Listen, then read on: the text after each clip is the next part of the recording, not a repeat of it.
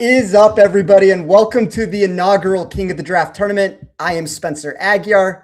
My co-host is Joel Schreck, and the two of us will be taking you on a journey this summer to crown the first ever King of the Draft. I do want to go over some of the rules for this contest in case you missed the initial release. 36 of your favorite personalities in the space will be competing weekly in a snake draft format with the ultimate goal, Joel, to be to survive and advance. We will go over the bracket and group stages here throughout the show, but tonight is all about the playing games, the top 8 top-notch creators vying for the final 4 spots in the field. We have a lot to get through on this, Joel. I don't want this to stretch on forever. How are you doing, my man? It's good to be back. I'm excited to be back. As for you, those of you who follow us, it's been a while since we recorded a show. This is a new concept that we're rolling out this tournament. I think it's going to be a lot of fun. I'm excited to actually crown a champion. We crown weekly winners every week on our show, but we've never crowned an actual season-long champion, which we're going to do for the first time. And we're going to have a lot of fun while I do it. Now, obviously, this is our first iteration of this tournament. So please, by all means, as people who follow us or watch our show know, we really are a show of the people where we lean into the audience and the fans as much as we can. We want your opinions. So get in the chat. If there's something you like that we're doing, let us know. If there's something you want to see added or brought into the show, comment, put it in the chat. If there's enough momentum behind it, we'll do it. And that will be added to the show. So give us your feedback. This is our first iteration. It's going to get better and better as we go, but we're excited to finally crown a true King of the Draft. So let's bring everybody in here. We are going to have 3 live drafts on this show today. There is a 4th one that Joel and I will go over that was held offline between Charlie DiSturco and Sam Wagman. It's going to be a lot of fun, though. So without further ado, let's bring in AK 1/4 of Millie Goats. He's going to be representing the Millie Goats podcast. And let's bring in Mike Carver. This is like, to me, when we were trying to figure out what the first group that was going to go off the board. Like, I've been very calculated with this, and you're going to see it even with the first group that goes off next week. I want electricity. I want excitement. When I think of electricity and excitement from this first group, it's Mike and AK. So they're going to bring the fireworks. There's going to be everything on the line here, and I can't wait to get started. It's going to be a ton of fun. I will give everyone a quick refresher in case you're new to watching our show, kind of how the draft works, how it's going to might be a little bit different in a head-to-head versus a 4-man, which we do on a normal week-to-week. But before we even start to get into all that, Mike, how you doing tonight? Thanks for joining. Guys, thanks for having me. This is awesome what you guys are doing. You've got some of the best involved with golf, whether it's gambling, DFS, handicapping, all of it. I think it's a really awesome thing you guys are doing. And I'm just happy because I didn't know what to expect when I showed up tonight. I'm just glad I only have to face one of the 4 Millie Goats. I wasn't sure if I was going to have to beat all 4 of them or if I just had to beat one or how that was going to work. So I thought they were going to have 4 teams and I was going to have one. I only got to beat AK. So I'm good with that. Let's go. How do you know they're not behind the camera That's coaching me up right now, my friend? You know what I'm saying? Now, look, this is a great idea because it's been rumored that the college baseball regionals is the best tournament going right now. But I would argue that this thing that you're about to kick off right now would put up a nice fight to the college baseball regionals. And we got the Stanley Cup. We got everything going on. We got to take a little golf. Sports are back. People thought they weren't. They are absolutely back. I cannot wait to draft this team. I love doing this. DFS is one of my favorite things to do, especially golf. This is, I appreciate being involved with this. I appreciate incorporating our show or asking us to do this. So, Mike, you and I, round for round, baby. It's going to be electric. Let's do it. So you guys are going to be going head-to-head tonight. That's right. Before we dive into the head-to-head draft, I have a question for both of you. We want to learn a little bit about all the drafters that we're bringing on the show, the people that are drafting. And one of the questions I want to know is around process, right? So you both are DFS players. You like to get involved. When you get ready for a tournament each week and you're getting ready to pick, who am I looking for this week at this event? Where is the first place you go when you start prepping to look at the rosters or the golfers that'll be teeing it up that week? We'll start with you, Mike.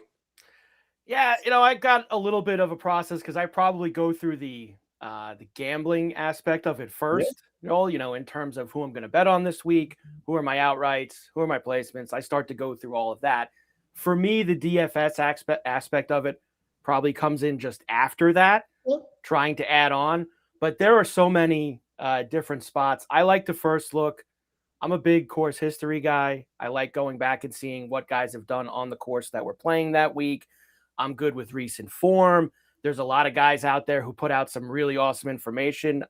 Byron, the Model Maniac, puts out outstanding stuff. Yep. There's a lot of information that you try to take in Sunday night, Monday morning, and then try to just build as you can until Thursday morning when they tee off as much as you can, the information that you can take in. I love it. And just for add some context to that, I'm more of a DFS guy than a betting guy. But the first thing I do when the lines come out is I go and look at how do the DFS salaries against their outright odds. Yeah. And where's their discrepancies? Where is someone underpriced in DFS based on what their odds are? So there's a ton of overlap when you're looking about the betting in the DFS world, and a lot of processes and things like that. Probably doing a lot of the same stuff either way. How about you, AK? Well, I love the Model Maniac. He and I have a pretty good relationship. I love reading his stuff. I try to retweet his stuff. Spencer's stuff is phenomenal. Like that article that he writes, the 7 Deadly Sins, is incredible. And I love to look at. One of my favorite things that I always go to immediately is how's a golfer playing right now? Because at least to me, and I know the course fit always matters too, but when I'm looking through my lineups, I'm a hand builder. I like doing 3 maxes or 20 maxes, and I like to build them by hand. I don't put them into any, special sauce, but it's one of those things where I love to put in 1 or 2 wild cards that I just cannot, that I like to push my chips in. They may not match the course fit. They may not have the greatest stats, but I'm sitting there and I'm watching them play. I'm like, they put a couple of tournaments in a row here. They got something going. And with golf, I mean, that's, we've seen it with Alex Smalley recently. We've seen it with some of these other guys that have come in and played really good golf. So I love looking at recent form. And then I love going to the PGA website and looking up all the strokes gain numbers and things like that. So when I'm looking at a golfer, when I build a lineup, I do a whole bunch of different builds, but when I'm doing that, I that's where I refer to. I start, I look at Spencer and I look at Byron stuff, and those are, and then the PGA website, and I just kind of start compiling my information like that. So what I love about both of your answers is it's a head-to-head draft, and you both answered basically the opposite. One, Mike, you started with, I like to look at course history. Yeah. Okay, you started with, I like current form, which is like the tale as old as time. What is your preference for the week? History or form? And here we go. We'll find out at this draft, which is a great transition into pulling up the draft board, because we do have a draft tonight. You guys are going head to head. We're going to get the draft board up. Of course, we're going to have a technical difficulty. As you figure that out, Joel, let me do the draft order. I'm going to spin a wheel on this. The person who gets their name spun, all I need from you, do you want to go first or second? It's going to be the choice is yours. So let me bring that up, and we will get the fun rolling here. The only time I choose course fit is Justin Rose at the Masters. Yeah. For first round leader. First round leader. That's right. First round leader. That's it. Justin Rose, Augusta. Pencil him in. So, Joel, I guess the technical difficulties are continuing here. Can you reshare it now on this page? Yeah. And that should work. But yeah, I love DFS. Like golf season DFS is one of my favorite pastimes. Here it is. All right, guys, I'm going to hit this in 3. We will get this underway. 3, 2, 1. I guess we'll ask you, Mike. Do you want the first pick? I wouldn't be upset with the first pick. I wouldn't be upset with the first pick. And it looks like I have it. Your choice. You don't have to take it. You can take this. I know, you, man. I know. But look. Trade it. Get the third Billy Goat in here. Let's make a move. All right. I'm going to keep this pick because I'll just get right into it, I guess. I'm going to keep this pick because it's one-on-one. And even though he's the most expensive guy on the board, I think you got to have Scotty this week just because he's so damn good at this place. And it's a one-on-one competition. So I will go first. Scotty Scheffler. Give me the big numbers. I don't care what it is because there's a couple guys I do like really low range this week. So I'll try to make it up by taking Scotty first. So we're not going to dive too much. We all know Scotty Scheffler is great in golf. I think my only real question on the Scotty pick going first is, would you still have taken Scotty first if this was a 4-man?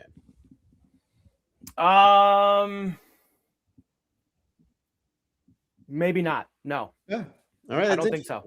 That's interesting. So, I mean, I think you're right. I think from a 50-50 head-to-head standpoint, it's hard to pass on the. That was what really factored in. When I thought about it today, if I was going to pick first, I was thinking, it's just with two of us. Scotty's got to be on my squad. That was pretty much how I ran. And I would agree. I think he's definitely way more valuable in a head-to-head 50-50 contest than he would be in a bigger GPP type format.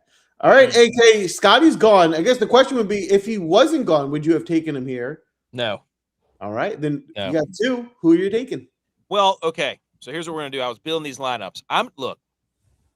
Do we take Rory? Yes, maybe. Who knows? But we're not gonna do that tonight. Do we take Cam Young? I don't know. Do we take Ludwig Oberg, who he never wins. He just can never win. So not him. But I'm gonna take a guy who's got a pretty good recent history here, and it's gonna be Xander Schauffele. Schauffele. I want Xander. I want him off the board, and I'm gonna pair him with somebody else on the next pick who I can't stand watch playing golf, to be honest with you. And he drives me insane. But his course history here is pretty good. And that's Patrick Cantlay. I'm going to go Xander, Cantlay, 1-2 for me. You know, as soon as you said I can't stand watching him play, I knew who your pick was. I never like picking him. And then I'm looking back at course history. He's not playing too bad. And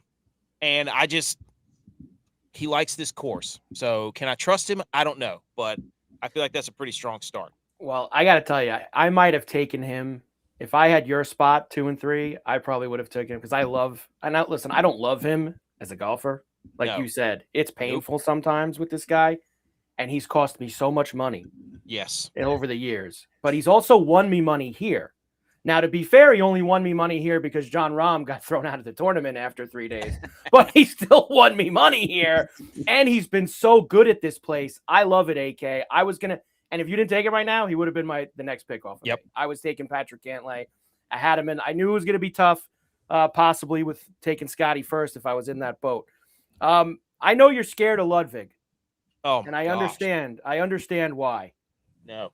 But I don't need every guy that I pick to win this week. That I just need them to play very well. Yes. And I think that Ludwig is going to be able to do that here. So I am going to go Ludwig with my next pick. So I'll back up Scotty with Ludwig Oberg. He's a top 10 and top 20 machine. There's no doubt about it. Like you're saying, you don't need him to win. And he'll be in the top of the leaderboard and then all of a sudden he'll fall apart. Like that's Oberg's thing. Like that's what he does. Yep. He's the picture perfect robot golfer. So I understand that. Picture perfect. So Mike, you got 2 here. So you got Ludwig and one more. I got one more, and I'm going to go next. I'm going to go a little bit further down the board, which obviously I have to do since I took Scotty here out. And I love this guy this week. He's another guy that's played well on this course. This obviously isn't a bombing place. You want to be accurate off the tee here at Memorial. You want to have good irons from inside the fairway. This is a really good Sepp Straka course. Sepp's been good here, and I am taking Sepp Straka with my next one. Listen, that's right. Stepping on some Sisserp. Let's go. I think Sepp's not a lot of room here, though. Value plays this week. So to get a value play off the board here, I think that's a good pick. Spence, what kind of ownership are you seeing on Sepp this week? So I see about 16% right now. That would place him 13th overall. At a 72-man field, everything's going to kind of move up throughout the board. You know what's really interesting about this draft that I've noticed so far is, I don't know why it's not updating, Joel, because I have put the picks in, but if you look at the way that both of these two have started their draft, like Mike has come out just swinging for the fence. Like he's at the very bottom of the barrel now. And I think from a GPP perspective, his lineup might actually be very interesting because while Scotty and Oberg are the two most popular players on the board, I actually don't think a lot of people are going to pair the two of them together. So I think just from a unique build perspective, you're already very different there. And then when you triple down with Sepp Straka and everything has to go down beneath, like, sure, you're going to have to make cuts and you're going to have to find yourself in a position. But kind of like you said at the beginning, these two are very different in the way that they look. These roster constructions are going to be very different. And that was kind of what was going to be fun for me when we put them together is I knew we were going to get something out of it. And right now we have polar opposites across the board. I love it. I really do. What's really interesting is this almost is turning into not even a draft anymore, because depending on where you go from here, AK, you're not even going to be drafting in the same range. So you guys will just be picking whoever you want at this point. But AK, you got 2 to get to your 4th. And then what we'll do is, Mike, I want to get your 4th pick, and then we're going to take a pause, and I want to get a quick insight into where these lineups stand through the Spencer's model. So let's go with AK. You got 2 more here. Okay. Your average salary per pick is about 7,800. Where are you going from here? Well, I was looking at this before, and I was like, do I want to ride the Spieth roller coaster at Muirfield? Do I want to say mirror on the wall, who is gonna take us through an absolute roller coaster ride of them all? And it could be Jordan Spieth, but I've already got one guy on my roster that I just can't stand watch playing golf, and I love Jordan Spieth, but I can't do that two times on a roster. So I'm going to go down a little bit further, not much further. I think a lot of people might be playing Harry English, but I'm ready to get Kurt again. Kurt Kitayama, ball striking machine right now. Give me that man. I love that. Another solid pick. Put him on the team. Add him to the squad. Great locker room guy. Kurt Kitayama, welcome to the crew. And then after that, this is a stalwart pick for me. I do this every week because this is one of my favorite players on tour. I love what he's doing. US Open champion. This is my marble slab, Cold Stone ice cream sandwich lock of the week every week. Put him on your marble slab and mix him in with your ice cream sundae. A little Gary Garcia. Let's go Gary Woodland right now. Okay. Gary Woodland is playing phenomenal golf. He's a guy that every week I put him in the top 20 or the make the cut parlay. Every time he delivers. He hasn't missed yet, and I can't believe I just said that. I'm with you on Gary Woodland. Gary Woodland's one of those guys that is just peaking. If you're talking about I'm a form guy and who's playing well, Gary Woodland and Kurt Kitayama certainly fit that mold. I guess I'm more just curious around ownership. Spence, do you see a high ownership on Woodland? No, not at all. I see sub 10% on him at this point. Oh, baby. That's a really nice play. I love the Gary Woodland call. Nicely done there, AK. Mike, you got to find some salary savers to make this work. Hey, I think you can do it. I know I can do it. I got 3 or 4 guys here at the bottom that I think that can round out with these 3 heavies pretty well here with it. And I'm going to start with this guy, not having the best year. He's made a lot of cuts, 11 out of 14 cuts this year. He hasn't had a good 2026, but he's been very good at this place. Lost in a playoff to Victor Hovland. Has another top 5 finish here another time. My boy, Dangerous Denny McCarthy, is making the squad this week. Okay? Taking it. Hey, I got to take chances when I got these high guys up here. Grand Slam. Go to Denny's. And I'm going to try take it with my man, Dangerous Denny McCarthy. I think it's an interesting pick, especially for someone having to go that low. I think it's a sneaky way to save some salary. We know with Denny, he has those weeks where there's upside. He'll be in, the fairways. Denny's an interesting salary saver, sneaky way to make this lineup work. What we'll do is Spence, we'll compare these lineups to your model at the end of the draft in the interest of time, so we can get this through. We have 3 drafts to get through. So go with your second pick here, Mike. My second pick, also good history here, former winner here. Have to be down near the bottom, of course. Also don't love the way he's playing, but this place sometimes brings out the best in him. And that's Billy Ho. We're going to get Billy Ho in there. Billy Horschel and Dangerous Denny McCarthy on the lineup to back up Scotty and Ludwig and Seppi this week. We got him right back there with him. I like how you were both true to your word. You both said, Mike, you said you were going with course history. AK, you said you were going with current form, and that's exactly how you're drafting. So I love the course history for me a lot is since they changed some things around there too. I want guys, in the last 5-6 years, that kind of course history. That's very, very fair point. And it is important for you to look at, especially because there's some of these guys that play that you look at their course history and they have great course history from like 10 years ago, but they're just a different golfer than they even were 10 years ago. If you look at Justin Rose, like it's hard to compare the way he was playing 10 years ago to the way he plays now. So yeah, I think that's a really good point, and something that you should be considering as you kind of get your lineups created for some of these tournaments.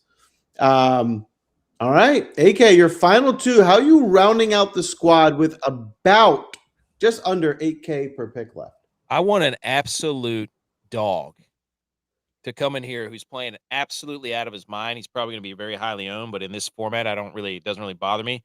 Give me Chris Gotterup. That's the guy I want on the team next. That's who I want. Playing great. He's coming off back-to-back top 10, top 15. And he can win.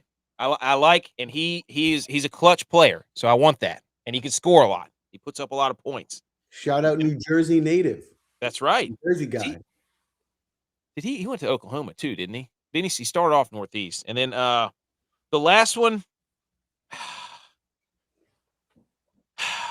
I thought about Wyndham Clark. 7,700 left here. Look at this. You are spaced out. Yes. But the issue is I'm in a range here where I don't want to play Bridgman. I know he's striking the ball really well, but I think I'm going to have to go with this is where I got stuck the last time whenever I was building this lineup. But I think I'm going to take a guy. Oh my gosh, I can't do that. I'm going to take Ryo Hisatsune. Ooh. I'm going to leave a little on the table. Okay, Ryo Hisatsune has been putting up a ton of points.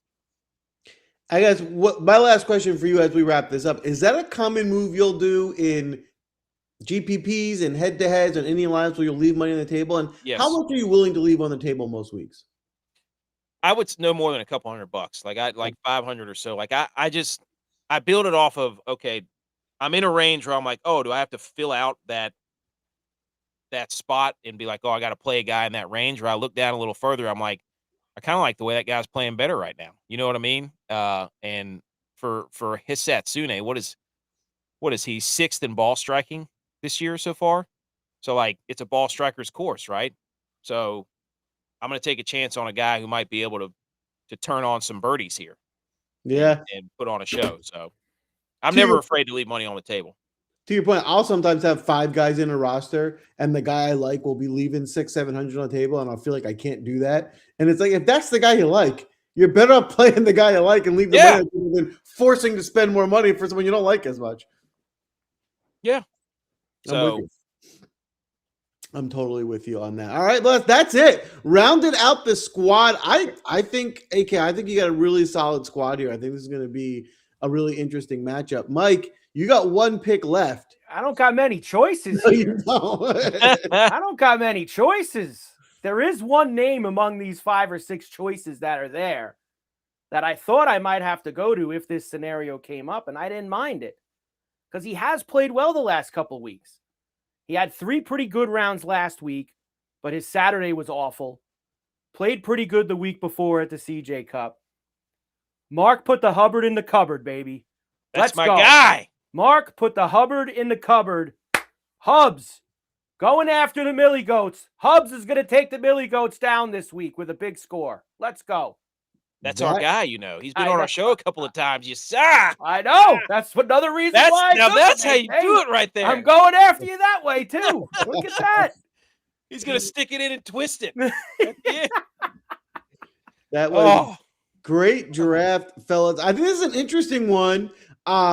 At first glance, if I had to pick a side, I'm gonna go with AK here. I'm gonna take AK's side at first glance. That's the side I'm on. But hey, audience, anyone watching now, get in the chat. If you're on YouTube, you can participate. Let us know if you have any questions. You want us to ask the drafters any questions, we will certainly do so. Let us know which lineup you like more, who you think is going to win. Of course, we'll let it play out on the course, and someone will advance into the next round. Before we get you out of here, we have another draft coming up to this, but I want to compare both teams through Spencer's model. And if you don't already, which you probably do, but in case you don't, check out Spencer's model. He runs one of the best models in the industry, if not the best.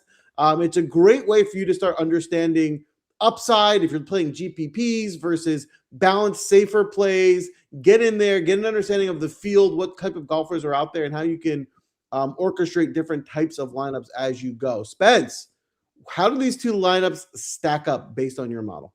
I will keep this very short. We'll write about it a little bit tomorrow. I'll post it on the website.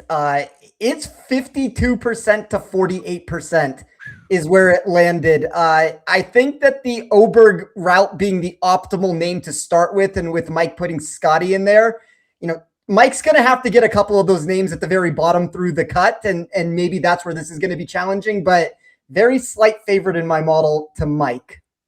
Wow. So the Love model that. and I took AK. All right. Hey, look, Let's like go. you said, like Spence is saying, I've gone with something here that one of these three turkeys at the bottom of my lineup I don't even think just Spence make the cut. I think one of them's got to be like top 25, top 20. And I need the three guys at the top to really carry the mail here, including, listen, Scotty winning again, something like I've left myself with those three guys really needing to have huge weeks. Like they just really, they got to do it for me this week. So it's an interesting way to go. I understand liking AK's lineup better. I like AK's lineup better, maybe on first glance, but that's okay because I got his boy Hubs, so I'm good. Dude, when you started talking about he's played, I knew when I was looking down through there. I was like, "There's only one guy, and he's the guy." I would not show up here tonight and draft Brent Snedeker. Okay, that was not going to happen for me whatsoever. Wasn't happening. Or Brian Campbell soup. I wasn't taking him either. Yeah. Hubs, that was beautiful. I love how that played out. If the two of you guys could, we have E-Bomb and Biggie in the back right now waiting. Okay. If the two of you guys could tell everybody where to find you, everything that you guys are doing, hopefully the winner of this will be in my group. So I will be seeing one of you guys here in a couple weeks, but start with you, AK. Tell everybody where they can find you. Well, you can find us right there. It says at Millie Goats on Twitter. Pretty much on every social, we're at Millie Goats or at the Millie Goats. And then we do a live show Wednesdays and Sunday nights. And then the podcast from those comes out Thursday morning and Monday mornings. So we do it twice a week. And in football season, we do it 3 times a week. We got a show 3 times a week. So that's where you find us. And we do a little bit of everything. We talk golf, we talk hockey, we talk football, especially during the off season of football. So that's where we're at. Mike, go ahead, man. Yeah, Betting Weekly Live, of course, Bet Rivers Network, Monday through Friday, 4 p.m. East. Me and Doug Kazarian every single day, getting you ready for all of the night's action. I do local New York talk with Go Sports Radio Wednesdays and Thursdays, and the golf plays with the Prime Minister Cam Stewart on Golf Wednesdays every week. I usually put that on Twitter. It's on my YouTube, all of that stuff. So that's where you get all my golf stuff that comes out every single Wednesday. So I'm looking forward to it, AK. Let's have a good one. Yes, sir. Hey, we appreciate you guys. 2 legends in the space. If you don't already follow, which I'm sure you do, make sure you give them a follow and a like and check out their content as well. Appreciate you guys. Thank you guys. Appreciate it. All right. We have another draft coming up. Is that right, Spence? We do. This knocked my headphones out. So excited to move along in the draft here. But yeah, we're going to move on to the next round here. We have E-Bomb versus Biggie. I ran an AI simulation. I'm running my model simulation and I run an AI simulation. These two are very close to one another of who the AI thought was going to win. So we have a 50-50 battle here. I really appreciate the two of you guys joining us. I'll start with you, E-Bomb. Thank you so much for being here today. Hey, thanks for having me, guys. I appreciate it. And thank you again, Spence, for having me on. I haven't been much in the content space much, so just to be able to dance at this tournament over here, I'm excited, man. I'm ready to go. I appreciate it, man. Biggie, thank you for joining. I know it was last minute trying to get you into this contest, but very excited to finally introduce ourselves to each other. I know we've done a lot of talking behind screen names, but how are you doing, man?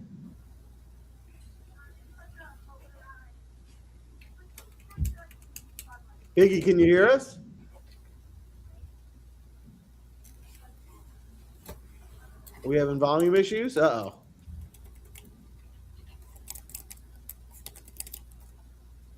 All right. Well, we'll get back to Biggie. Hopefully, we can get the microphone. That's right. Happy to be here.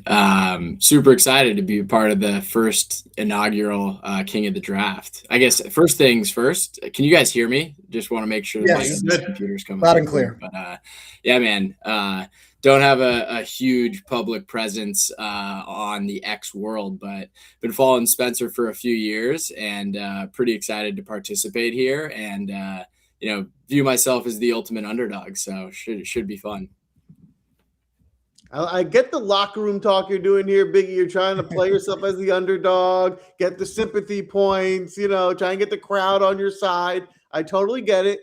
Nick Saban would do the same thing, so that makes sense. But we still have to go out there and execute the draft. We need to crown a winner. So do you guys both know how the draft works? Do we want to do a quick rule refresher? Are you guys ready to rock? No, I'm ready to roll. Let's do it. All right. So, Spence, you're going to pull up the wheel, and we're going to decide who is going to pick first. Sorry, Spence, I did it too soon. Reshare the screen on this page. There we go. While we wait for the spin, I'll start with you, E-Bomb. What would you prefer? Would you prefer the first pick or the second and third? I was going to say second and third, but it looks like I got first now. So Yeah, it's your choice. You get to choose. You can take second and third. yeah, I'll let him go first. Boom. All right. There's 2 drafts in a row. I asked what the person wanted. They won, and they got to do what they wanted. So you're going to choose to go second, which is a perfectly good strategy. You get the second and third pick. Biggie, that means you will be going first tonight. So with the first pick, Biggie, you're on the clock. Alrighty. I'll make this quick and easy, taking the chalk. I feel like I've been betting Scotty fairly consistently over the last month, and I think it's time. So I'll take the top dog with the first pick. This is interesting. Scotty's now gone first in 2 back-to-back drafts here. Not much to say. I guess the only question, I'll ask the same question to you, Big, as I asked last time. If this wasn't a head-to-head matchup, if this was a GPP or a 4-man, would you still take Scotty first? Probably not. Okay. I think with this format, I've got an interesting construction here, so I'm going to let it play out. But I think the strategy, changes a little bit if you're doing GPP. But, I think that this, even if he hadn't won the last 2 years, I think this is one of those courses for horses. So we're taking Scotty. Before we move to E-Bomb's pick, what I think is very interesting about this route, and I don't know what the optimal thing would be. Like, according to my model, it's not starting with Scotty, but in a 2-man draft, everything changes here. And like the number one thing that it does, at least from a game theory perspective, for Biggie and for anybody else who goes this route in the future, you immediately move your price scale away from what your opponent is going to be doing for the most part. So you can kind of construct your draft from the very beginning and not be put on a spot, which, honestly, there's something to be said about that, of knowing what you are buying into and not having to deviate away from that as the draft starts. That's a very good point. E-Bomb, you wanted 2 and 3. You got what you asked for. I did. Who are you absolutely. looking to take? That was the big decision at the end of the day. I really do want to take Scotty first. I'd rather him take Scotty first. That's why I kind of want to go second and third. Because honestly, I'm eyeing up Cam Young. He's going to be my first pick. I think he's honestly going to win this week. He's been playing the best golf. There's been 2 courses I really like this week. I don't know if I want to indulge too much into it. Might get away from the rest of my picks, but keeping it simple, you got to be one of the best players during the year at this course. It's a tough course, and Cam Young's been that guy, so he's my first pick. Oh, I love it. And who are you taking with your second pick? I'm going to go heavy again. I'm going to go Ludwig Aguiar. I'm going to go with him for my second pick. He's another guy that can finally break out in a tough course like this. The course fits him. It's just a matter of putting it all together on Sunday. You know what? And we know he's going to be right around that board. He's been top 5, top 10 all year. So I'll take 2 heavy hitters there. Yeah, I think you got 2 of the top 5 players in the field for sure in your first 2 picks. So I think it's a pretty solid start here. Biggie, we're heading back to you. You got Scotty, but what's interesting with Young and Abe Oberg as his first 2 picks, you actually have similar salary remaining for your remaining picks. So we'll see how this turns out. but you got 2 here. So where are you going with your next pick? Yeah, so next pick here, this was going to be an auto pick if he was still on. I'm going with Matt Fitzpatrick. I think he's got a couple top 10s here over the last few years. I feel like when he's playing well, it sets up pretty good for him in the sense that he's hopefully going to be hitting fairways. He's got good long iron play, great around the greens, if you do miss it. And he's obviously been trending. So I wanted him in my lineup if he was available, and we'll take him at 9,600, I think it is. Yep. Cool. Okay. And then next pick here, I've got a couple guys that I had circled, and I wanted to go a little bit further down the board here. I'm going to be going with Gary Woodland, who's somebody that I feel like he's been hitting it really well over the last couple of months. Obviously had that win earlier this year. And I think he's got a top 20 finish a couple of years back. So I will lock it in with Gary Woodland as the third pick. As we said on the last show, Gary Woodland is a value pick that I like. I definitely endorse. I think that was a nice way for you to go. But the 2 new picks to this draft are Cam Young and Matt Fitzpatrick. So I'm surprised they went undrafted in the last head-to-head, but they're off the board here. I think both guys are really solid picks. So I think you guys are off. This is going to be a really interesting draft. I'm excited to see how you guys finish this off. E-Bomb, you got your next 2 here. Interesting to see where you're going to go in the more value ranges. Yeah, I'm going to go value. I'm going to go in that 6K range. And this is somebody I just need to balance out the lineup. I'm going Christopher Wrighton. He's a guy that has been playing really well. He's won twice in December. He won at the Truist, so we know he can play on a big boy course. Just been playing really well overall, just top 10s and everything.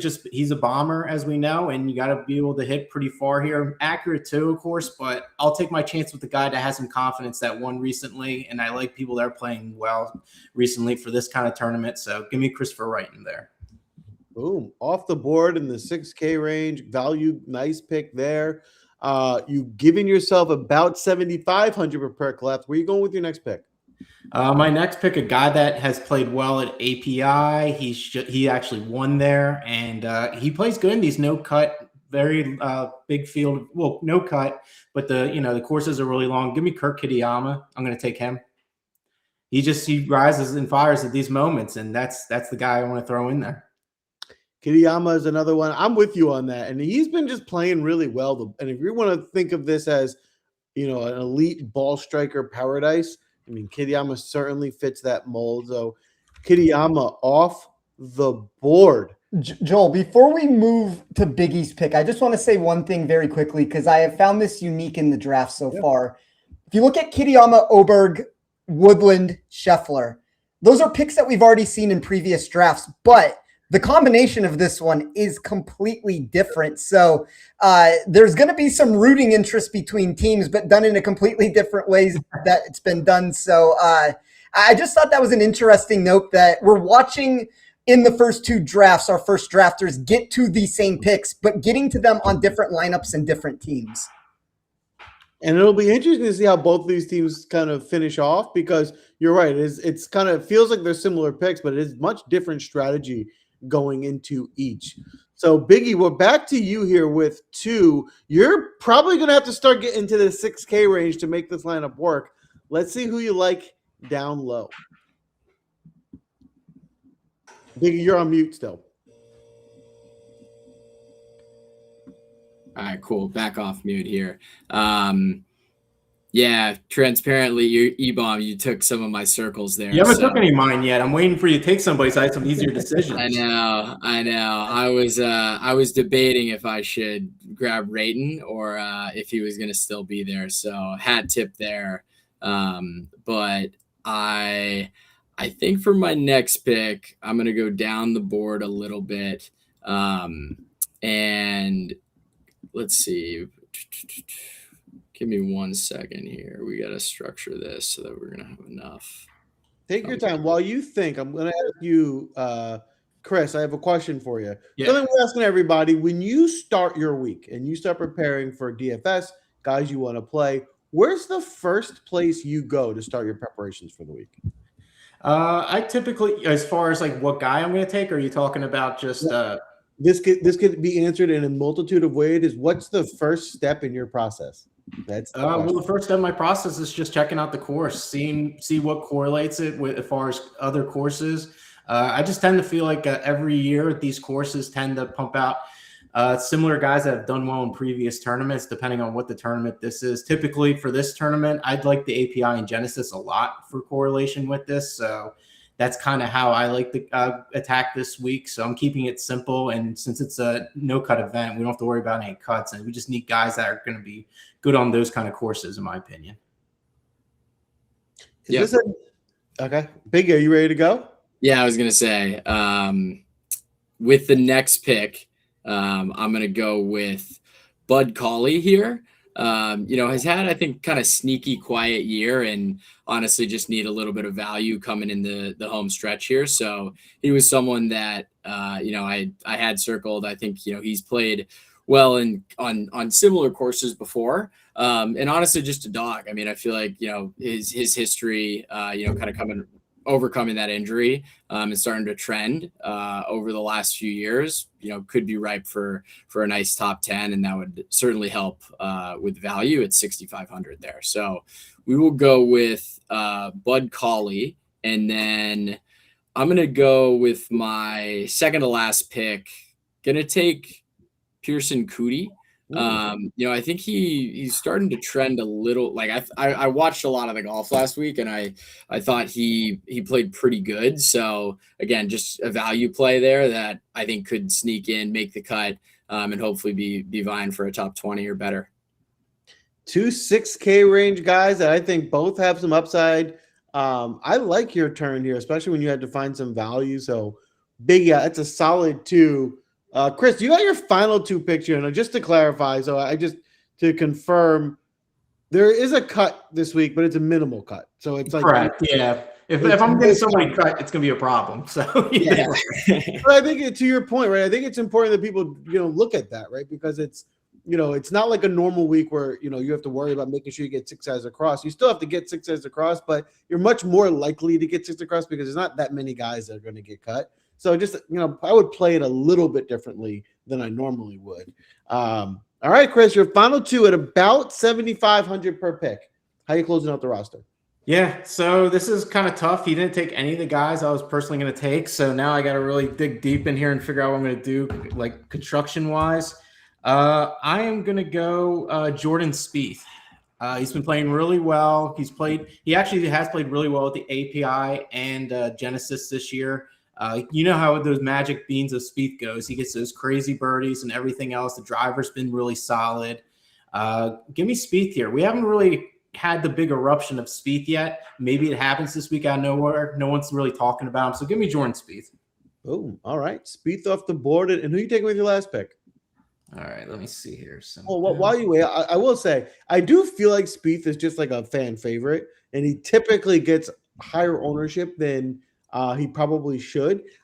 I can see he's a good play this week, especially at 7,900. I can see why you'd like him. But I wonder what kind of ownership you're seeing right now, Spence. Do you have an ownership number on Jordan Spieth? Yeah, I have a little less than 14.5%, 16th overall in my model. I think Spieth is sharp this week. You're on him. I'm going to be using him in DFS contests. I went really aggressive, and we don't need to talk about my picks right now, but for betting, I went to the very top of the board almost. So I couldn't get to him, but I considered him as an outright. I think this is a nice spot for him. Is he one of the risers on your upside plays in your model? Yeah, he has increased win equity on my sheet compared to a lot of the guys in his section. Boom, there you have it. So the Spieth pick officially endorsed. And now you got one more to round out the squad, E-Bomb. Who you taking?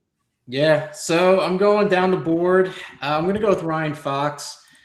He's someone that plays this kind of course very well, long, difficult course. This year, he had a T7 Genesis and a T24 Arnold Palmer. Just been playing really well overall. Just couldn't really find a putter the last few weeks. If he finds a putter this week at all, then he'll be good to go. I'm leaving 500 off, which is a little bit more than I wanted to, but sometimes those lineups where you leave maybe about 400 or 500 usually pay off. So we'll go with that. I would add, I can't say this definitively, but just what my gut says. I feel like in this, there's less than 80 golfers in the field. Because it's a smaller field, you're probably more likely to leave some money on the table because it's not going to work out perfectly at every single point. Yeah. So that's probably a more likely scenario in your builds than normal. But I can't say that definitively. That's just me kind of going with my gut there. All right, Biggie, you got one left. You got to find some severe value at the bottom of the board. How you rounding out the squad? Yeah. I'm going to have to dig a little deeper than I would have hoped, but going with Michael Kim here. Again, just a value play. I think at this level, sub 65, there aren't a lot of options, but I feel like he has spiked in certain tournaments over the year. And, that's what I'm hoping for. I feel like there are a couple of these draw holes that set up nicely for him. And if he can get the putter going, again, I think, top 20 could be in the cards for him. So Mike Kim, 6,200, the former Cal Bear, will be my last pick. I like the way you guys finished this draft. I think you guys found some strong value here late to round out these squads. I'm super interested to hear how both of these teams stack up in Spencer's model to kind of see, where they're projected to be a winner. But based on the eye test that I'm looking at here, my personal pick, it's pretty close with this one. Ooh, I'm going a little bit back and forth. I'm gonna take E-Bomb. I'm gonna take E-Bomb, but it was really close. I would put it at like 51-49, but if I had to pick one, I'm going with E-Bomb. Nice. It's a little good. It looks like it's gonna be a nail biter. Honestly, it's kind of balanced up. It's gonna be tight, I think. Yeah, I feel like if Scotty shows up, I mean, I need that. But looking at your lineup, like I said, you took a couple guys that I was eyeing, so I think honestly, I'm almost favoring that a little bit. But you just never know with some of these like lower 6,000, even like a Kurt Kitayama, like you said, I feel like I wouldn't be surprised if he was a top 5, but there's a chance he could miss the cut. So fun fact, I actually played a bunch of golf with Kurt Kitayama growing up in like the Chico area. So he's a good dude. Yeah. Hell of an athlete. Did you ever beat him? Yeah. No, definitely, back in the day, but Kurt, like, the Quadzilla. Yeah, exactly, dude. The Quadzilla. He can pretty much dunk, and he's 5'6", 5'7". Like he can. He's really good. Yeah, he's a great athlete, and he just kept getting better every year from middle school, high school, into college. So did you guys like grow up in the same area? That'd be must. Yeah, couple hours away, but played a lot of like the Northern California golf tournaments. That's really cool. Well, we learned something tonight. Cool story. And one interesting tidbit I'll add is, the last draft, I sided with the team that did not draft Scotty, and it actually was not the favorite in Spencer's model. So, Spence, is that the case here with this draft? So I just ran the numbers right now. For whatever this is worth, E-Bomb is 58% to win. Wow. According to the lineups that were constructed.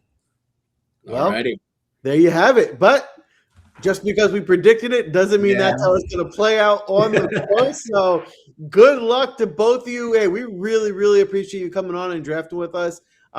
Huge for the show. And before we get you guys out of here, please let us know where everyone can find you. E-Bomb, let's start with you. You can find me on Twitter X at Chris E-Bomb. I'm also in Spencer's Discord as well. I'm posting all the time round matchups. My wheelhouse has been T20 first round round robins. Those have been pretty good this year. They've been hitting when they hit real hard. So it's been a good season overall. Did a little bit of slide in May. We're gonna bump it back up in June. But find me at Chris E-Bomb on Twitter. E-Bomb, we appreciate you. Biggie, how about you?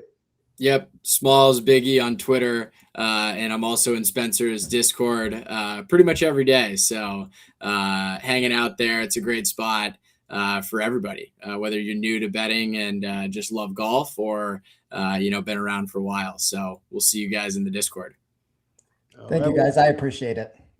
We appreciate both of you. Good luck. Awesome. Hey, thank you, guys. Thanks for having me on. Bye. I was going to make a Biggie Smalls joke at the end there, but then I was like, it might be inappropriate. I'm not going to do it. I went over it. I got too nervous to make the Biggie Smalls joke. So I gotta get it. Question for you before we bring on Turtle and Matt. This is something that it hits close to home for me because I have a very strong take on it. Who is the greatest rapper of all time? Ooh. Well, I mean, I feel like right now Biggie Smalls is what I'm just gonna say because that's what we've been talking about. He's definitely up there. I don't know if I have a definitive number one, but I will say Biggie's definitely in my top 5. He's up there. Biggie would be in my top 5 also. I'm going to go Eminem number 1. I am a huge Eminem fanboy or stan, I like Eminem. He's definitely not my number 1. He's probably, I wouldn't. He's not my goat. Biggie, I don't think I have one. I don't think I have a definitive one, so I can't. That's a poor answer. Fine. If I have to give you an answer, I'll say Biggie Smalls. Yeah, I mean, Biggie and Tupac are somewhere in there in the top 5. So for sure, you got enough hits. It's just the sheer volume of hits are really what kind of puts them over the edge for me. All right, we got one more draft here, right? Coming up. One more draft. After this is done, be sure to stay tuned.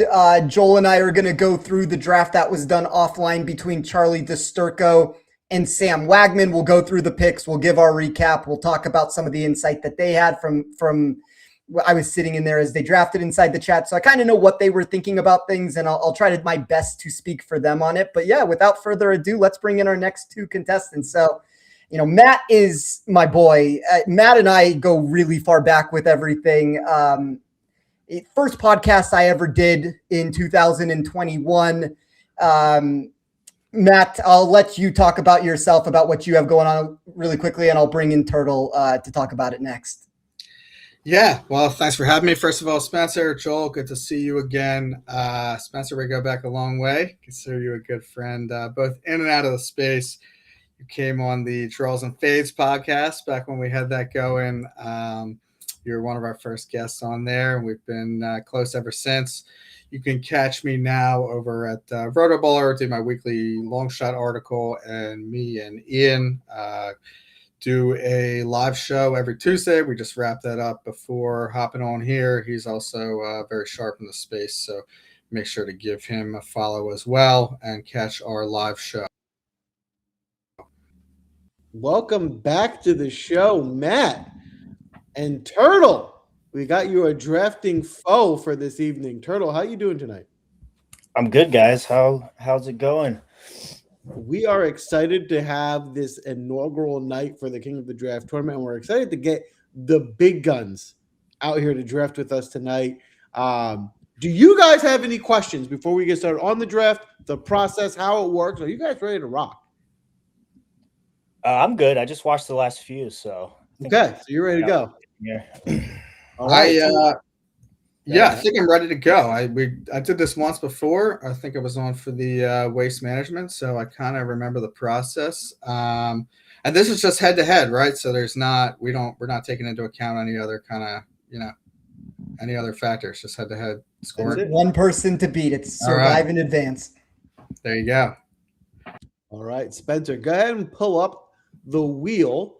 And yeah, I'll start by asking you, as Spencer spins, if it was your choice, would you prefer the first or the second and third picks? I think I would prefer second and third. All right, well, you're not going to get the pick, Turtle. It's your choice. Do you want to go first or second and third? I would also prefer the second and third. Boom. All right, a little controversy early. I like it. That means, Matt, you will be picking first. And I will tell you, so far, I mean, you've been watching in the background, Scotty has been the first pick in each draft thus far. Will that change here in this draft? Yeah, I'm going to buck the trend there. I'll not be taking Scotty. I can go in any order I want here, right, Spence and Joel? Yeah, anybody on the board. Everybody is fair game to you. Okay. So kind of a heads. I am more of an out guy than a DFS. Probably going to be kind of all over the place in my drafting strategy. Might throw off some people a little bit, but I am going to start with Justin Thomas, 8,400. Interesting. He's also the first time he's been drafted thus far, which is a little bit surprising. I would have thought he's probably pretty popular. I think at 8,400, I thought people would be into him. But I guess if you start at the top of the board with Scotty or with two 10K guys, it's kind of hard to get to him. So with him as here as your first pick, it's definitely unique. It's a different way to go about it. Spence, I was just quickly before we move off Thomas. Is Thomas someone your model likes this week? Yeah, he's also sharp in the market, and I think for me, as I run this on Wednesday and try to get a re-updated version of this, Thomas is going to rank a little bit higher than I initially have him, also based off of that sharp movement. So I think there's a lot to like about him. It's like you just said, Joel, it's the first time somebody has gone in a different direction here, and it's going to put Turtle in a different spot. It's when you start in the $8,000 range. Everything changes now from it. So I'm curious to see what Turtle's going to do, and I'm curious to see what Matt's going to do to kind of counteract those decisions that are made. Boom. All right, Turtle. You're on mute, so come on, get off, and you got 2 in a row. So where are you going with your first 2 picks? Yeah, I had to get matched up with the guy who threw a wrench in it here. Same thing. I'm more of an outright better rather than DFS, but I'll kind of bring us back to the normal a little bit. It's tough not to take Scotty when he's there, so I'll take Scotty, and then I'll follow that up with the third pick with Maverick McNeely. Maverick McNeely, another first-time drafted golfer for this week. I know typically McNeely is someone that you are very high on, Spencer. Are you high on McNeely for this week? My model likes him quite a bit. I had him inside of the top 15 for almost any iteration of my model. The only concern that I'm seeing on him is he is drifting really badly in matchups in the outright market. It's going to hurt him a little bit when I re-update this, but I mean, almost across the board for me, my model seems to like him quite a bit. He is not great in the wind, but if you remove the wind, he is a top 27 player in every main category that I weighed this week. And I mean, you're correct, Joel. My model's very consistent. Like even as we move courses, it sure is going to like certain players more at various locations. And that's kind of where I find my edges for matchups. But McNeely, it feels like now since the Masters has been popping every single week. Oh, all right. Well, you have some synergy with Spencer's model and Turtle's draft. So that's an interesting thought, especially for the end here when we see whose team the model prefers. But Matt, we got a lot more picks to go, and you have plenty of money to spend. So you got the next 2 picks here. You have Justin Thomas. Where are you going from here? I am going to take Matt Fitzpatrick next. Huh?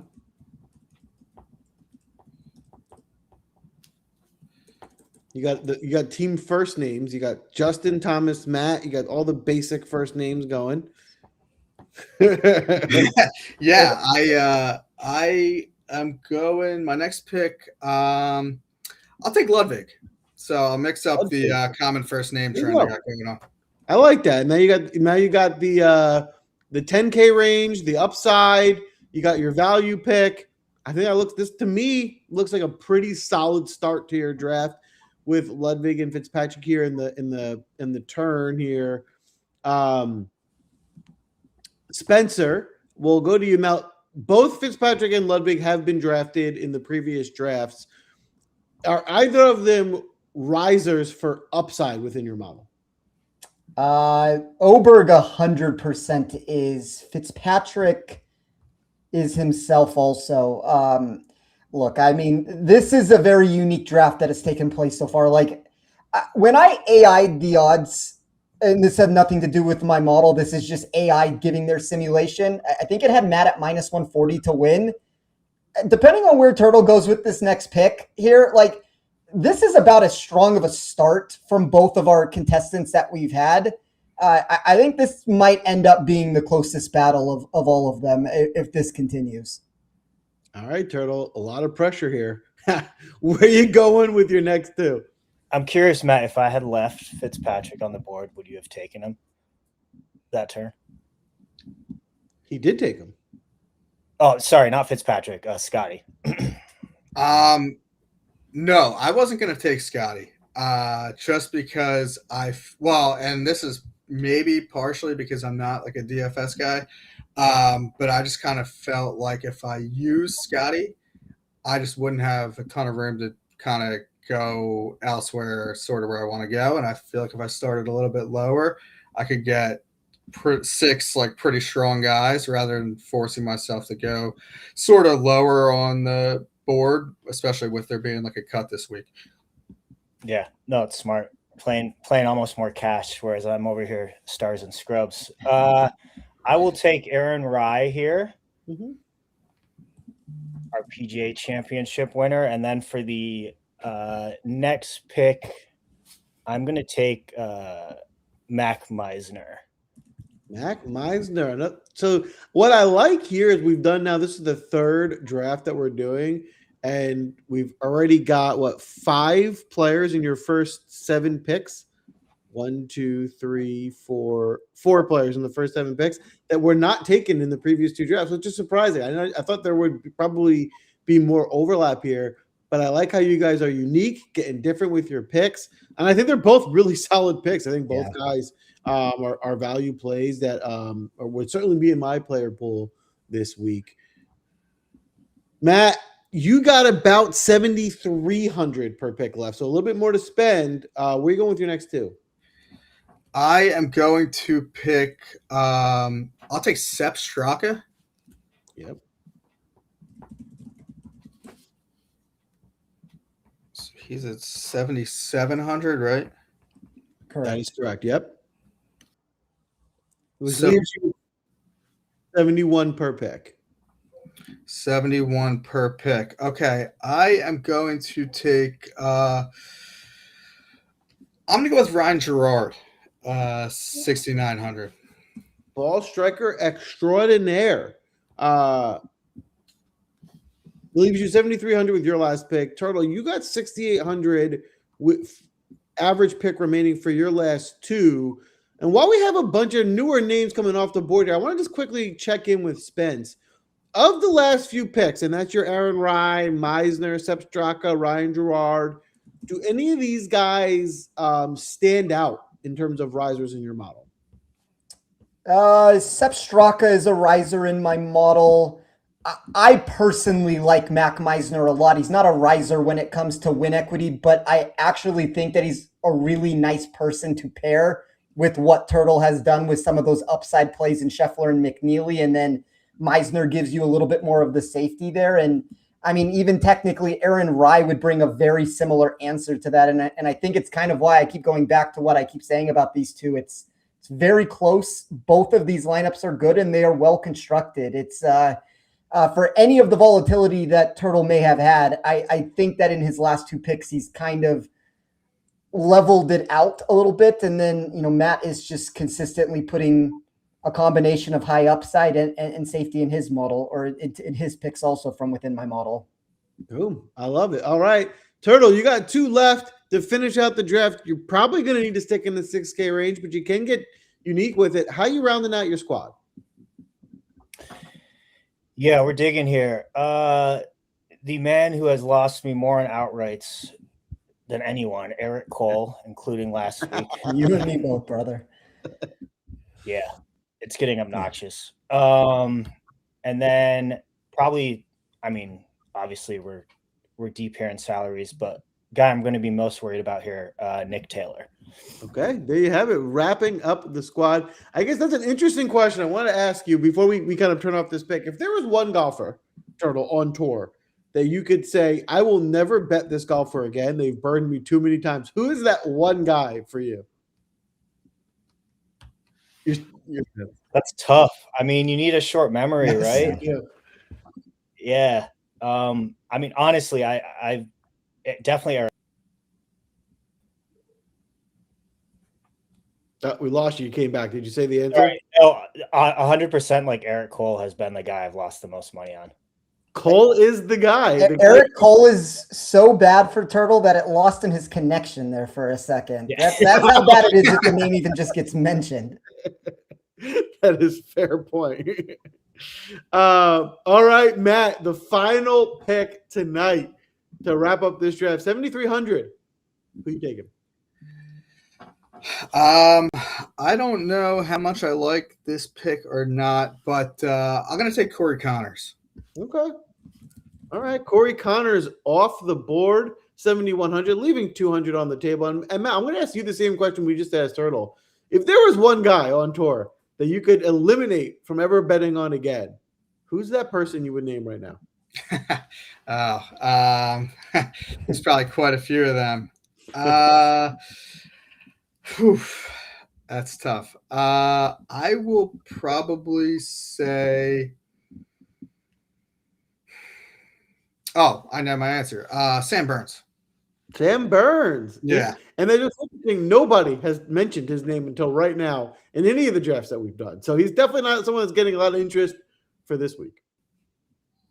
Yeah, I'm not going to take I wasn't going to take him this week, but I bet Sam Burns earlier in the year at Pebble Beach, and he was terrible on the back nine, and he needed an eagle on 18 to potentially get into a playoff, and he teed off with an iron. So at that moment, I told myself never again. Yeah, that's fair. You got Sam burned by him. I get it. That's what he does. He burns you. So well, if I'm looking at these rosters, what we've been doing is we're going to take a look at what the Spencer's model projects to be the winning lineup. Based on my eye test, this is a tough one because you know why? I would take Matt's lineup in a GPP, but for a head-to-head, I think I'm going to go with Turtle. That's how I'm gonna name it. I think I prefer Matt in a bigger tournament, but for just a simple 50-50, I think I like Turtle. So Spence, what does the model say? That's essentially what it returned also. It's Matt had all of the volatility that comes into play with Justin Thomas. And I think for Matt, in order to win this, he's going to have Thomas, Oberg, and Fitzpatrick probably be near the top of the leaderboard. And then you're going to have to get Straka, Connors, and Gerard to not shit the bed, I guess, for lack of a better term there. But like at the end of the day, Turtle's lineup is very safe inside of my model. And so it's giving him an edge. If we are looking from a GPP, this is very, very close. And I think that's why this thing is going to probably end up being very close. But from a cash game build, it does prefer Turtles. It got up to 60% for a cash game. But that's also because, in fairness here, this is one of the more optimal lineups that Turtle put together in my model when you start with Scotty Scheffler. I think it's really hard to build with Scotty, and I think Turtle did a really great job of getting like the Coles. You know, I'm sure Cole will be the reason that this doesn't end up winning Turtle, and I apologize if that's the case, and you'll have to live with that again with it. But I mean, Cole and Taylor and a lot of those names on the bottom, Meisner, those are some of the better safety plays that I had. So I think that is a lot of upside on the Matt side, a lot of safety on the Turtle side. And I think we're going to probably know on this one early on what is going on. And there is a chance that Matt's running away with this. And there's a chance that Turtle's lineup is just very safe and it finds itself through to the next round. Well, if you're watching, or get in the chat, get on YouTube. Let us know what you think. You pick the team you think will come out and be victorious. Of course, we'll find out the results at the end of the week and crown the winner to advance. But super big thank you to both Matt and Turtle for coming on. We really appreciate you guys. We had a lot of fun drafting with you. Before we let you guys go, Turtle, we'll start with you. Tell everyone where they can find you this week. Yeah, and before I dive into it, thank you guys. I appreciate you guys setting this up and having me. At TurtleBear on X, Monday through Friday. I do a live show that focuses on really MLB. So tune into that if you want. And then Monday through Wednesday, do a show with a lever bet. So mainly just X. And I've said this before, but just a quick reminder for everyone. We picked people to do this draft because we wanted to pick the best of the best, the people we like to follow, the people we think give good information. That's how people got onto this show. So if you're not already following Matt or Turtle, make sure you go follow them. We love to follow. It'll help you win more money, have a better process, get some good information. That's why they got picked to come and draft with us as well. All right, Matt, before we get you out of here, tell everyone where they can find you this week. Yeah, you could find me on X as well. That's pretty much where I'm at. Emails 85. I have a long shot article that comes out every Wednesday. Did a live show every Tuesday with Ian through Rotor Bowler, and also just kind of post content on there regularly. So pretty much find me there. And Turtle, it's nice drafting with you. Good luck this week, and thank you guys for setting this up and having me on. Yeah, good luck, brother. Thank you both, and good luck to the both of you. One of you will be advancing to the next round. Thank you guys. Appreciate it. All right, Joel. That was fun. Listen, I had a lot of fun. It's interesting to see kind of some of the different strategies that people take. I think it's also interesting to see doing kind of 3, which will soon be a 4th head-to-head draft that we're going to review here in a moment. Even with teams that take Scotty, how there's different ways to build around Scotty, because that's going to be unique too. Because once you put Scotty in there, right, it's like, how do you get enough value to make that lineup work? So you saw 3 pretty different ways to build around Scotty in all 3 drafts, which I thought was really interesting and unique. What did you think? Yeah, I agree with you. I think of all the Scotty lineups, I kind of said it. I thought Turtle did a really good job with it. I don't know what the optimal route would be in a head-to-head, because you have like a couple different minds of thoughts that come into play.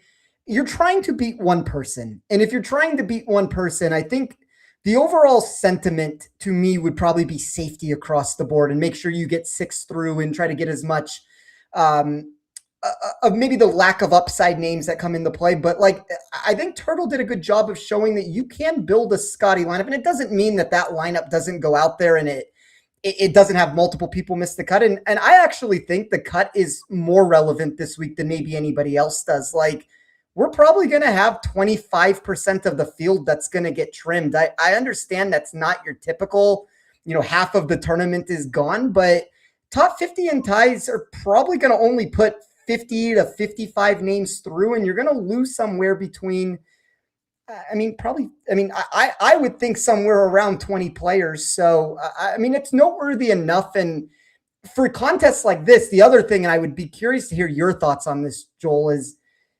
if you go too safe, is that also a negative route if you end up getting a miscut that now all of a sudden you go 5 of 6, your 5 guys are in 30th place, and then something like Matt lineup, for example, he has Thomas and Oberg and Fitzpatrick or whoever he had. I guess I'm looking at the wrong draft right now. Matt had I brought up the next draft. Sorry about that. Thomas, Fitzpatrick, and Oberg. I guess the names there, and it's actually funny as we move across to the next draft. If you look at what Charlie did and what Matt ended up doing, it was a little bit of a different order, but Oberg, Fitzpatrick, Thomas, we see all 3 of those names in both of their lineups. And, I think for me, as we do this, specifically for these head-to-heads as we move forward, and the next group stages will be with 4 people, and, we'll move back to head-to-heads at some point. But I'm hoping what this show can accomplish past just the fun that comes into play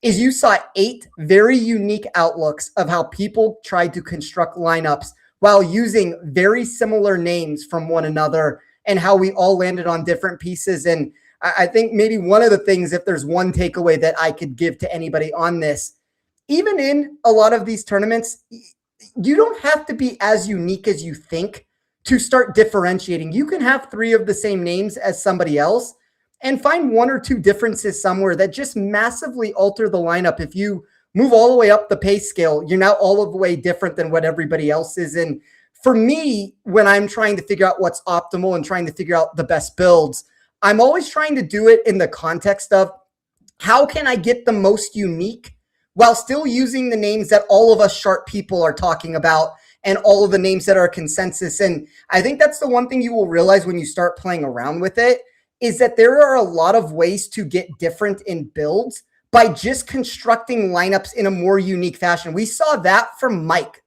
very initially in the draft. I don't think very many people, and I think Mike's lineup is more GPP than it is cash game, and we will see what ends up happening with it. I think there's a lot of boom. I think there's a lot of bust.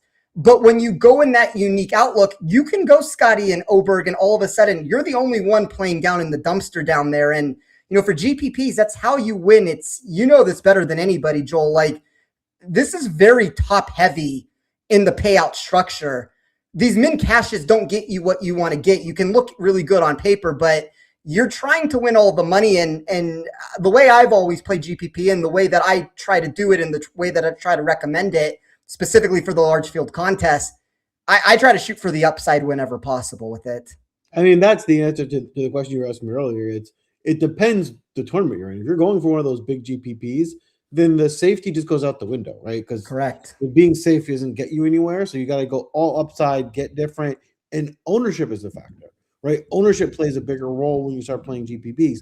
When you are going to small field head-to-heads, that's when safety comes to play. You can almost play a completely different player pool, right? Because there's a pool of guys that are better for safety that are good for these head-to-head type tournaments that I wouldn't touch in a GPP. And it's really important that you kind of know the difference between the two and you play those differently based on the tournaments that you're playing in.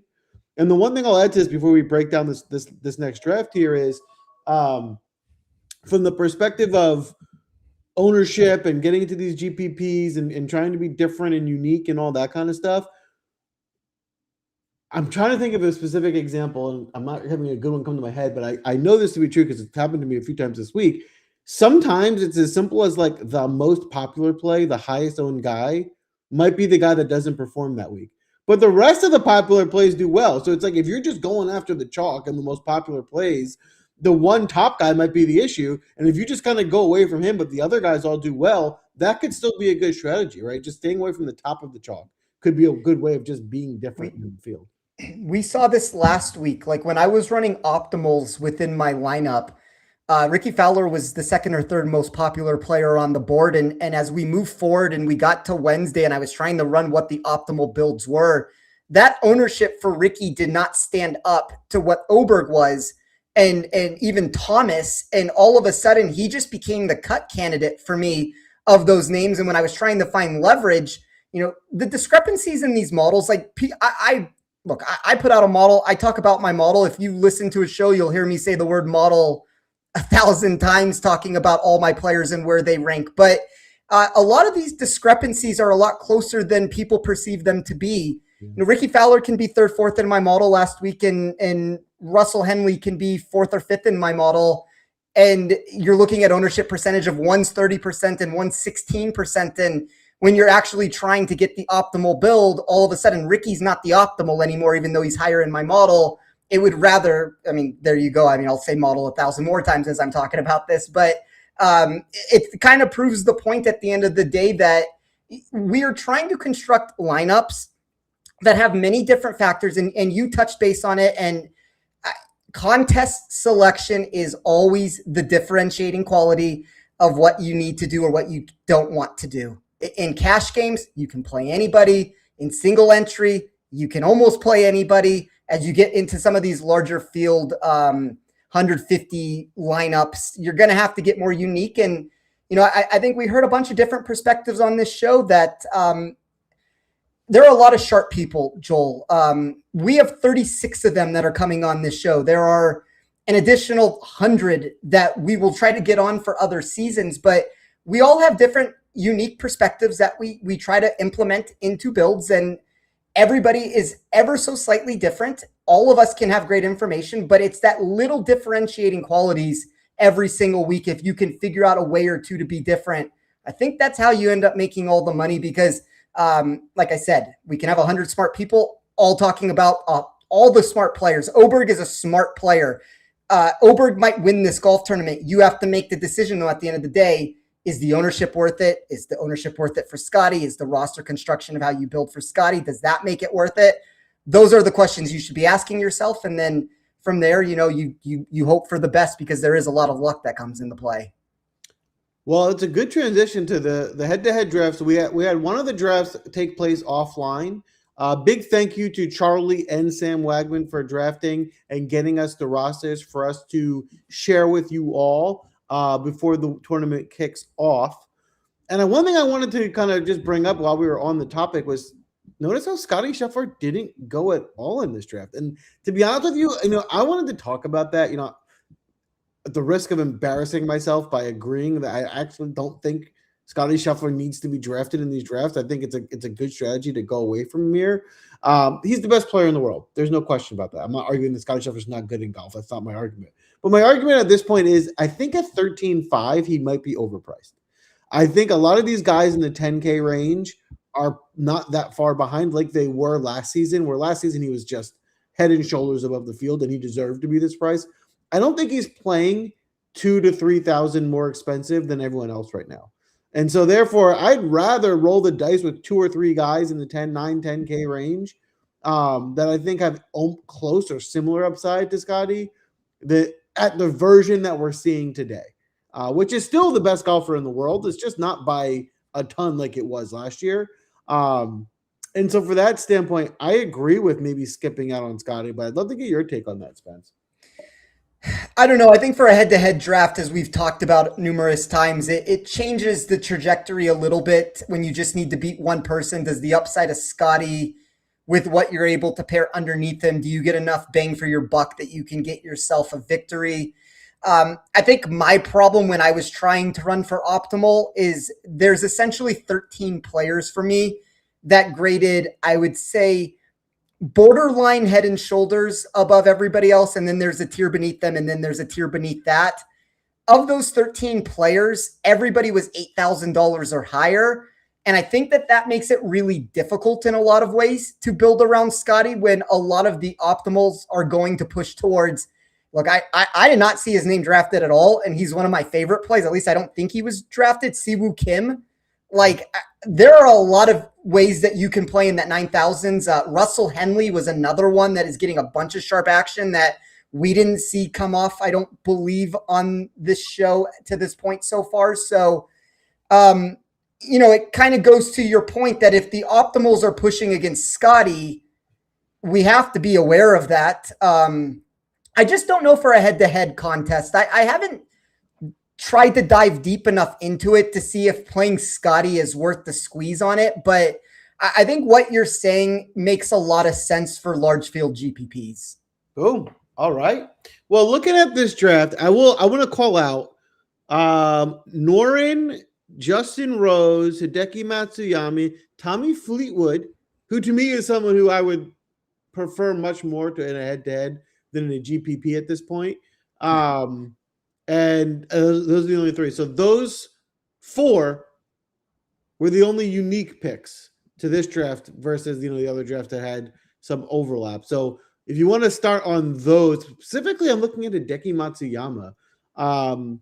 What does your model think in terms of Hideki, Norin, Rose, and their upside and risers in GPPs for this week?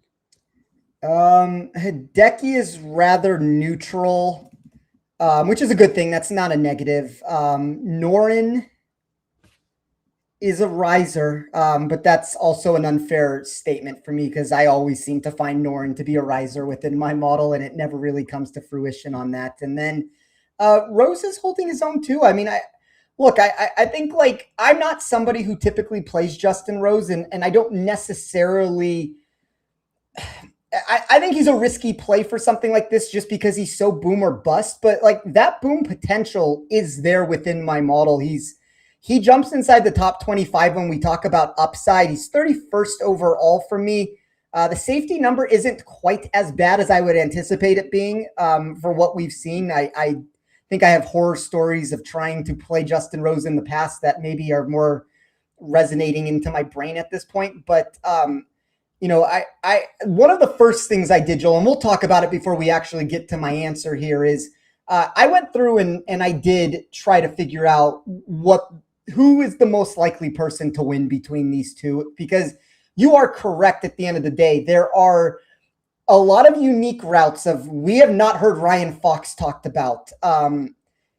Tommy Fleetwood is not a name that has come up on this show. Hideki is a new name. Like, these are all, it's interesting for contests because you now all of a sudden can see what happens when Sam takes a build to where, he goes Xander Fleetwood in the 9,000s, which is not a popular combination by any stretch of the imagination. And now he's also filled this in with a lot of guys that are not going to be popular either. Like, this is one of those lineups where he is unique. I will tell you that at the end of the day. Like, that lineup's not going to be duped. He doesn't have Scotty. He doesn't have Oberg. He doesn't have Fitzpatrick. I don't know how it plays for a head-to-head. I'd be curious to hear your thoughts on that. But I think this is one of those unique builds for GPP contests that if it hits, you're definitely going to be on your own island there.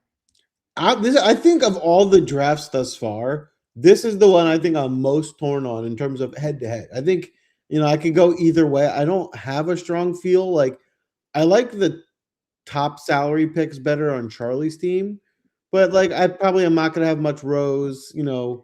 I can understand the Taylor pick. I probably would have gone a different route, but I don't hate Nick Taylor at all. I do like Alex Noren as a value play. On the other side, like I don't like Fleetwood. I probably don't love Matsuyama this week, but I like some of his value picks better. So I'm really torn between the two of them. If I had to pick one here, I'm gonna go with Charlie's team as my pick, but very close. What did the model say? So I'm going to give this a little bit differently to you. I'm going to give you a range. I ran it two separate ways.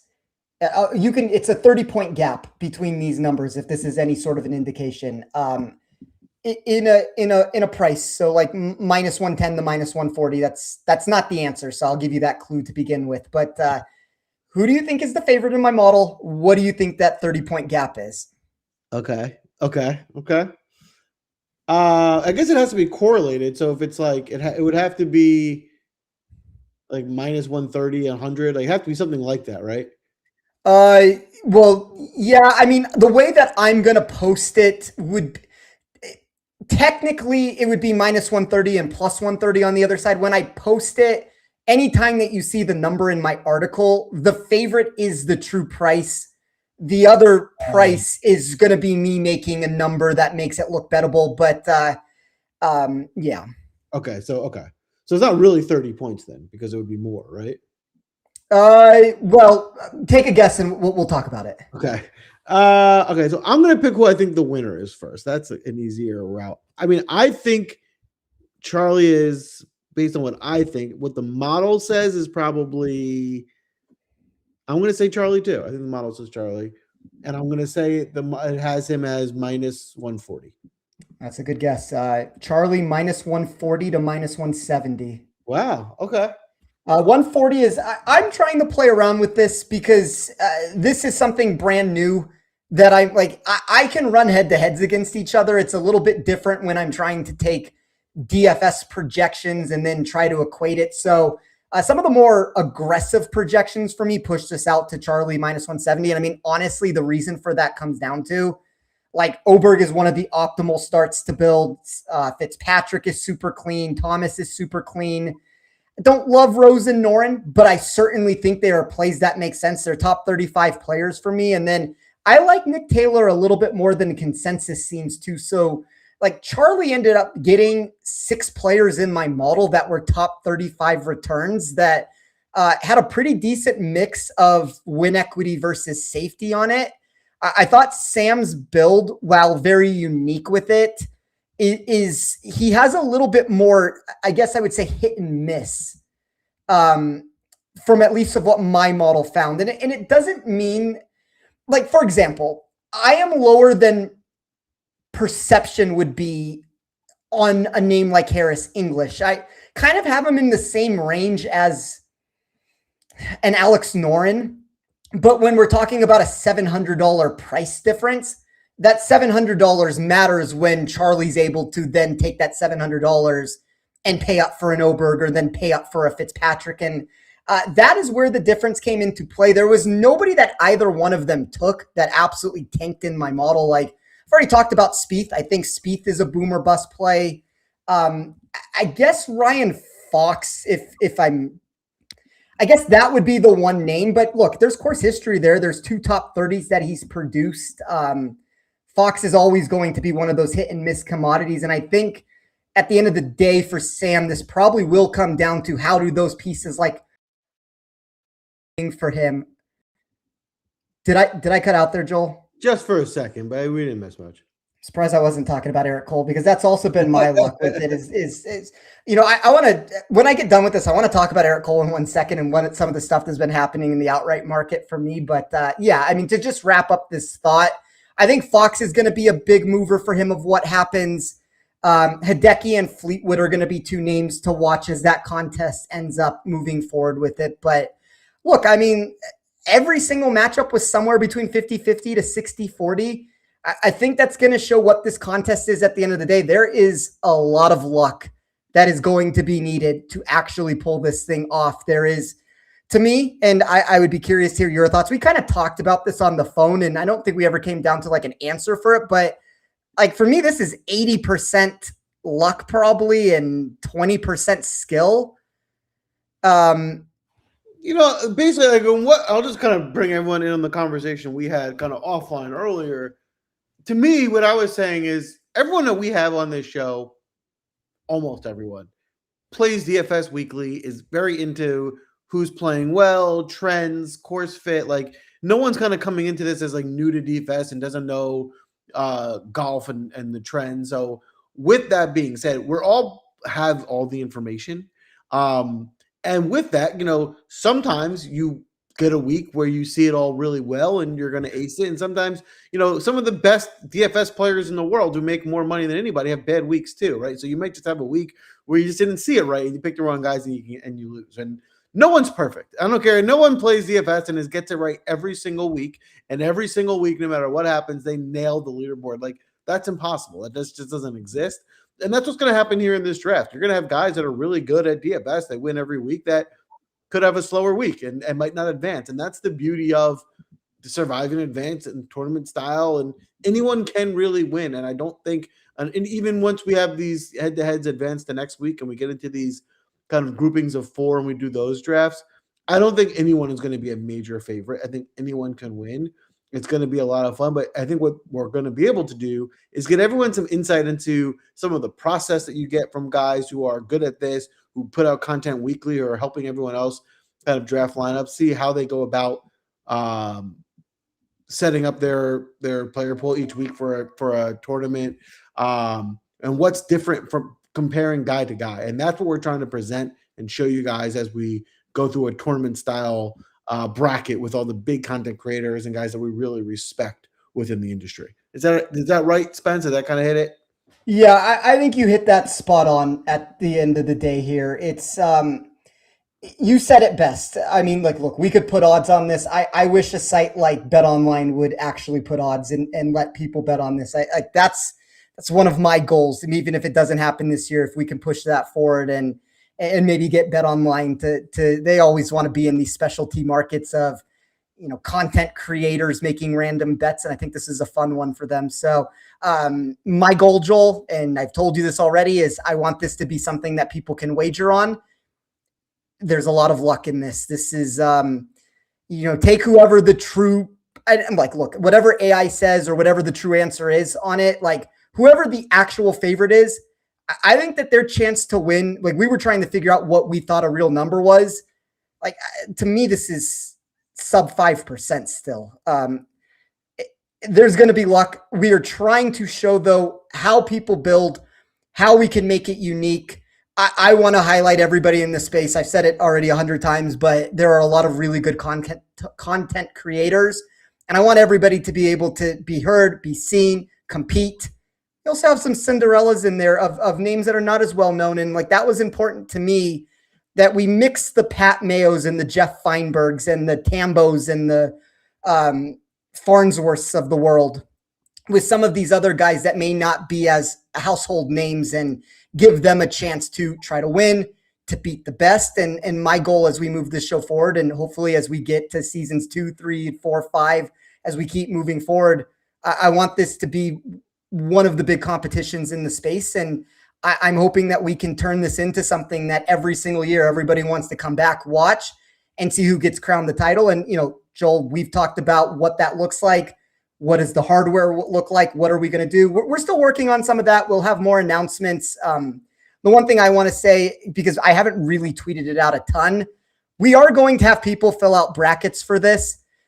That's something that I don't know what the prize pool is going to look like. I don't know exactly what we're going to do. I don't want to promise anything on the show, but I want this to be an engagement for everybody in the space. It's the highlighting of, sure, the content creators, but it's bringing everybody into one area, one circle together. Let's all grow together. Let's all have fun together. And if you're listening and you want to be a part of this, this is no different than King of the Draft ever has been. The audience has a team.